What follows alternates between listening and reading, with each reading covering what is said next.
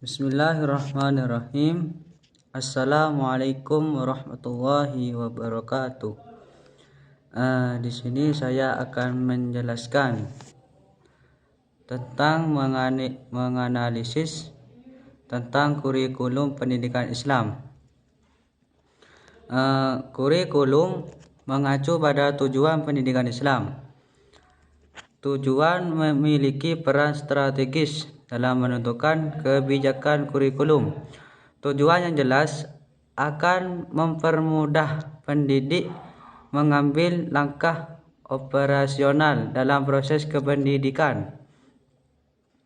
Dalam perspektif Islam, keharusan mengintegrasikan untuk religius yang transendental dengan setiap cabang ilmu menjadi hal yang tak terelakkan.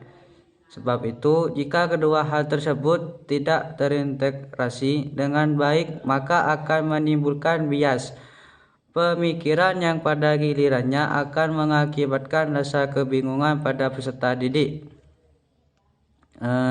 Keadaan masyarakat dan sistem budaya menurut pemeliharaan atau perubahan model pembelajaran dengan bantuan lembaga tujuan.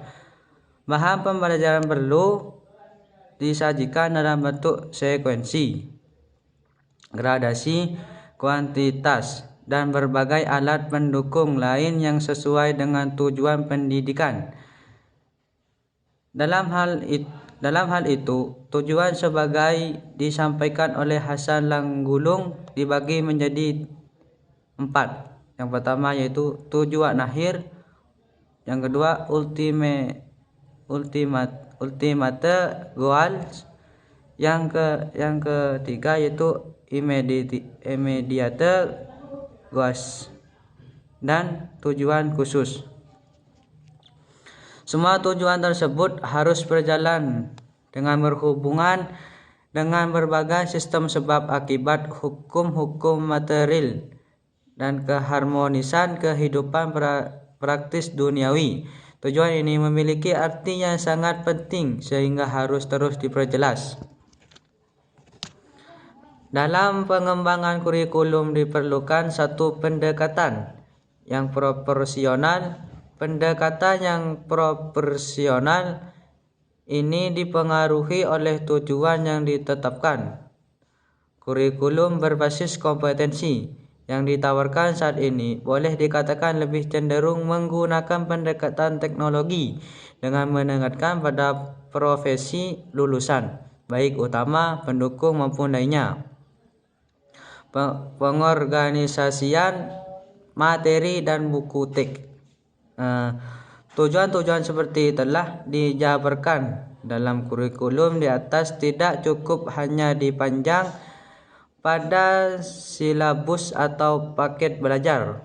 Tujuan-tujuan seperti itu harus tercermin dalam materi dan buku teks dan disusun sesuai dengan visi dan dituntut oleh tujuan tersebut.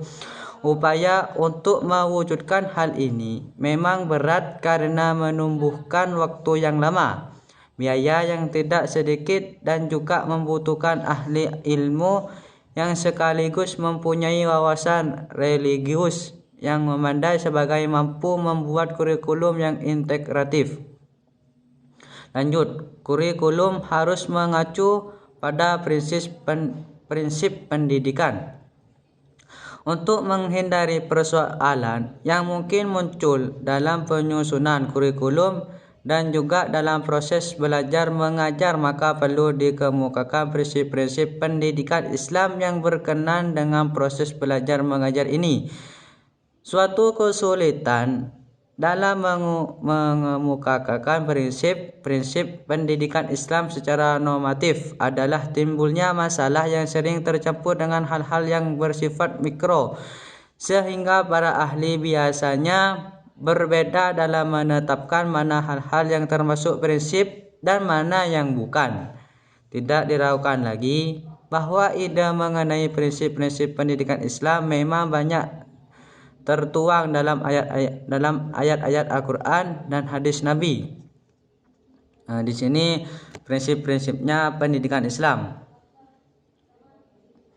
Prinsip integrasi, yang kedua prinsip keseimbangan, dan yang ketiga prinsip pendidikan kontinu berkelanjutan, dan yang keempat prinsip persamaan dan pembebasan.